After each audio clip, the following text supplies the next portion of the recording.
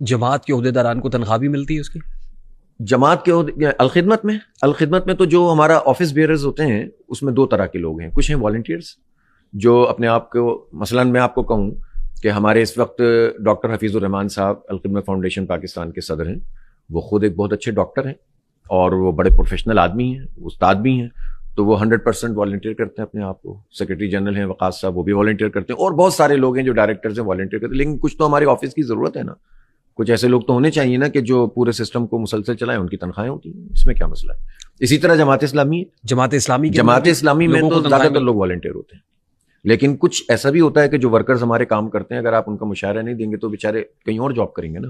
تو جب ہم چاہتے ہیں کہ ان کی صلاحیتیں لے لیں اور وہ اپنا وقت دیتے ہیں تو اس کے بدلے میں ہم تھوڑا بہت ان کا. اور امیر جماعت اسلامی کا مشاہرہ کتنا ہے؟ امیر جماعت اسلامی کا مشاہرہ ابھی یہ ہے کہ جماعت اسلامی کی گاڑی ہے جس میں بیٹھتا ہوں اور اس کے گھومتا رہتا ہوں, اور جماعت اسلامی کا دفتر ہے جس پہ میں رہتا ہوں, اور یہ مشاہرہ ہے میرا. اور باقی یہ ہے کہ وہ کون سی گاڑی ہے جس میں آپ گھومتے ہیں؟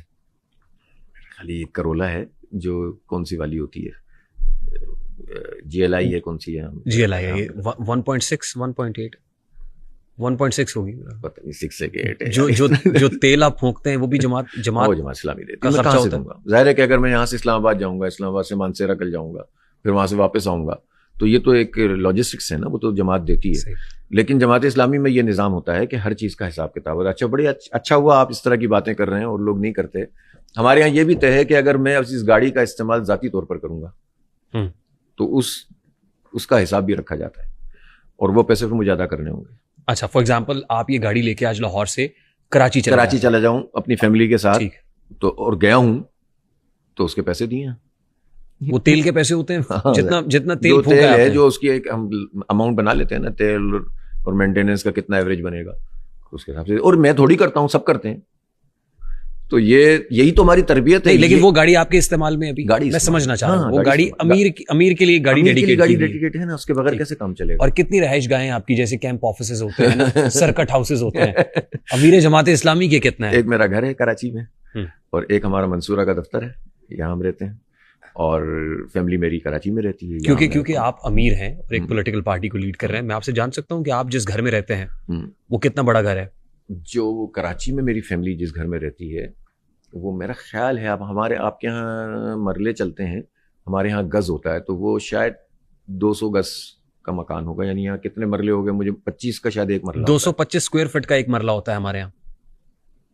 اچھا, وہ اسکوائر فٹ کو 9 سے پہلے وہ کریں نا آپ, تقسیم کریں گے تو گز آ جائے گا جی. تو اس طرح سے یعنی اچھا کشادہ گھر ہے جس میں آپ رہتے ہیں, ماشاءاللہ مناسب گھر ہے, اللہ کا شکر ہے. میں سمجھنا کیا چاہ رہا ہوں, میں سمجھنا یہ چاہ رہا ہوں کہ جو امیر جماعت اسلامی ہیں ان کا جو ذریعہ معاش ہے, جو سلسلہ ہے, وہ کیا ہے, وہ کیسے ہے؟ وہ میں جاب کرتا ہوں. آپ جاب بھی کرتے ہیں؟ جی, 2005 سے میں ایک کمپنی میں کام کرتا ہوں, پرائیویٹ کمپنی ہے واٹر ٹریٹمنٹ کی. مجھے اس کمپنی نے سہولت دیتی ہے امیر بننے کے بعد کہ یار تم تھوڑا بہت کبھی کبھار دیکھ لیا کرو, تو تمہارا سلسلہ جاری رکھتے ہیں.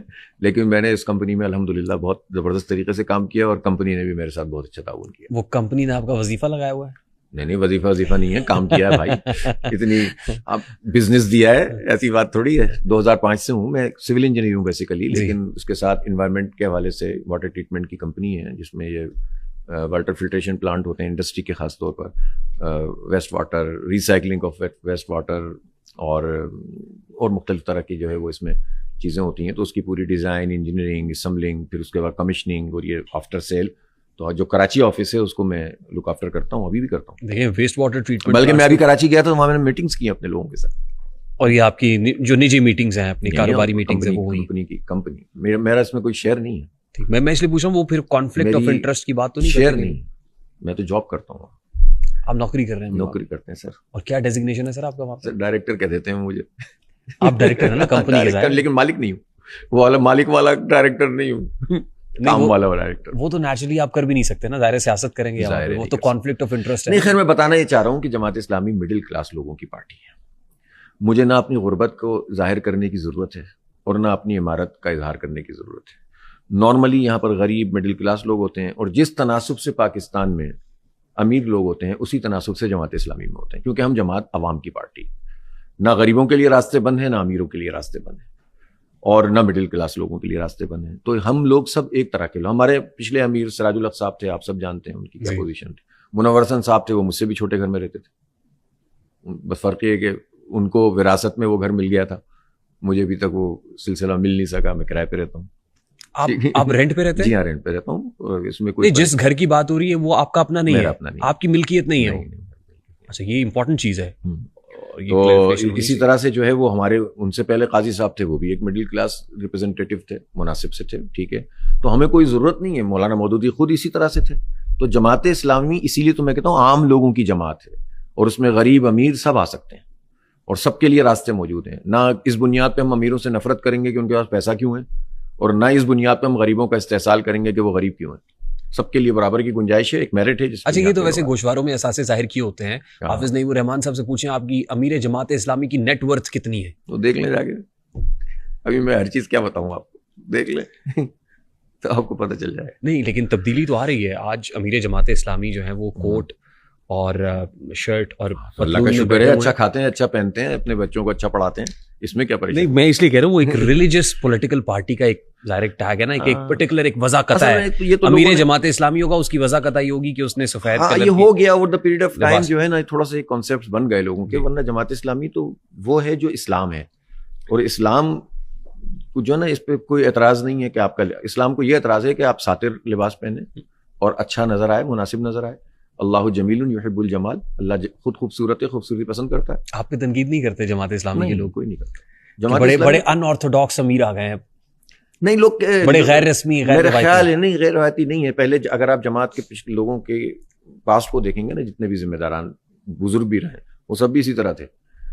تو لیکن وہ آہستہ آہستہ ہوا یہ کہ پھر بود و باش ہوتی ہے, ایک کلچر ہوتا ہے, اس کے نتیجے میں وہ کیا. تو میں تو اب شلوار قمیض زیادہ تر پہنتا ہوں, کبھی کبھی پینٹ شرٹ بھی پہن لیتا ہوں. اس میں کیا مسئلہ؟ آپ کے آنے سے یعنی امیر بننے سے, جماعت اسلامی کو اس طریقے سے لیڈ کرنے سے, کیا کام تو آپ جماعت کے لیے کر رہے ہیں بڑے عرصے سے, امیر بننے کے بعد کیا تبدیلی آئی؟ نہیں دیکھیں, ایک تو جماعت اسلامی کو سمجھیں, اس میں نہ صرف امیر کے آنے جانے سے کوئی زیادہ فرق نہیں پڑتا. ہاں, مولانا منور حسن صاحب سے بھی یہ سوال ہوتا تھا جب وہ امیر بنے کہ یار آپ میں اور قاضی صاحب میں کیا فرق ہے, اور فلاں میں مولانا مودودی میں اور اس میں آپ کے بننے سے. انہوں نے کہا دیکھیں پالیسی تو وہی رہتی ہے, اسٹائل بدل جاتا ہے. تو بات یہی ہے, اسٹائل میں تھوڑا بہت فرق آ جاتا ہے, پالیسی ہماری وہی ہے. اسٹریٹجی میں ظاہر تبدیلی آتی رہتی ہے, حالات اور وقت کے تقاضے کے مطابق ہم چیزیں کرتے رہتے ہیں. ہماری اب بس خواہش یہ ہے کہ یہ جماعت اسلامی میں یہ جو تاثر ہے نا کہ اس میں عام لوگ نہیں آ سکتے, جو بنا دیا گیا ہے, یا یہ کچھ مخصوص قسم کے لوگوں کی جماعت ہے, ایسا نہیں ہے بالکل. یہ سب کی جماعت ہے. جب میں آپ کو بتا رہا ہوں کہ ہمارے سارے ہی لوگ عام لوگوں کی طرح رہتے ہیں, بستے ہیں, کھاتے ہیں, پیتے ہیں, تو ہم کیوں اپنے آپ کو محدود کریں کہ ہم کوئی مخصوص قسم کے لوگ ہیں اور باقی لوگ اس میں نہیں آ سکتے. ابھی ہم نے ممبرشپ ڈرائیو کی اور وہ 2 ملین لوگ ہمارے ممبر بنے الحمدللہ. ابھی ہم عوامی کمیٹیاں بنا رہے ہیں گراس روٹ لیول پر, 12-13 ہزار کمیٹیاں ملک بھر میں بن چکی ہیں. وکیل جفا کی وکالت بدل دے, یہ نظام جہالت بدل دے, ستم کی محافظ